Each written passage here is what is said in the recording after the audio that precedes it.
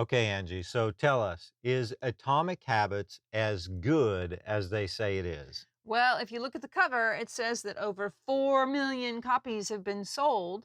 So I'd say there's something of worth there. And it is a New York Times bestseller, but I mean, lots of books can get some accolades and they can get some sales because, it's the promotions and all that. What I want to know is it really worth reading? Yes, absolutely.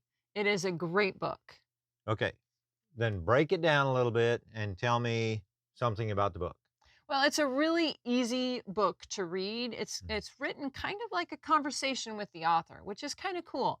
And it starts out telling the story of his personal journey, which I won't give too much away, but he has some significant challenges he has to overcome, and through that process, he learns some things that he shares with us about how he overcame his personal journey.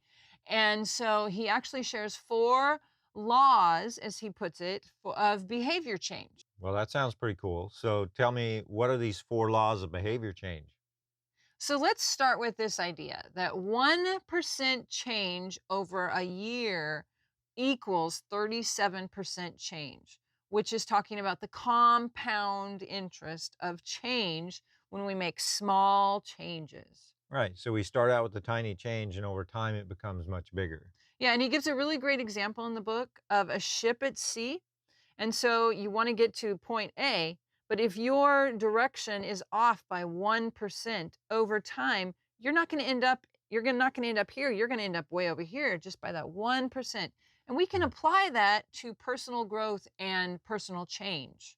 Yeah. So on the positive side, if I make a small little change over the course of a year, I have a 37% improvement. I like that. That sounds pretty good. Yeah.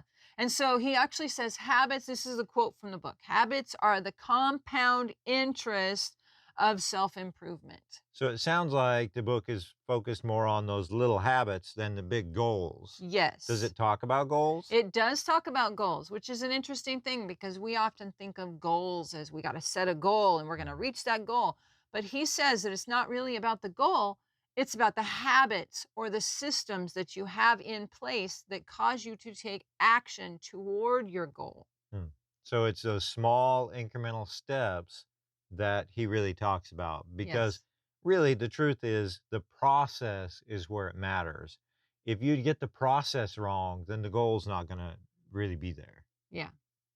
So tell me what these four laws to behavioral change is. So make it obvious, Okay. make it attractive, I like that. make it I easy, like that better. and make it satisfying. It better Okay. be satisfying or you won't do it. Right. That makes sense. So it sounds like you really liked Atomic Habits. I really did. In fact, I've listened to the audiobook 3 times and I have the paperback version because I wanted to dig into it more. It's really, really good book. Awesome. So that means that you're going to get rid of it when I finish it. It's still on my TBR, but when we're done, we're gonna get rid of it, Oh no, right? we're going to keep this one. This is one that you want to reread every year. It's a refresher to grow and in personal growth because that's so important. So I highly recommend if you are looking for a really good book on self-development, personal growth, this is the book. If you want to read one book this year, put it on your list and get it done. The link will be in the comments below to grab your copy today.